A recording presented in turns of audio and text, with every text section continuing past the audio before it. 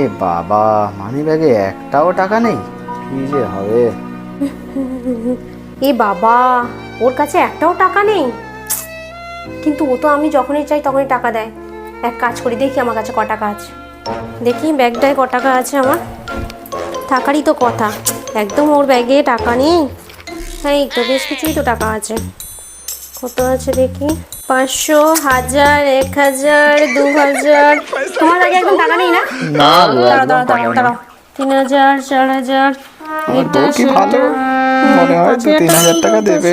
শোনো, মানি ব্যাগটা খোলো দেখি, মানি ব্যাগটা খোলো।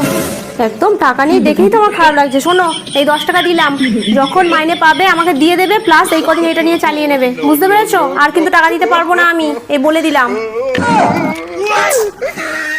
উফ, ভেবেছিলাম 2-3 হাজার টাকা পাবো, কত টাকা দিয়েছে রে, 10 টাকা।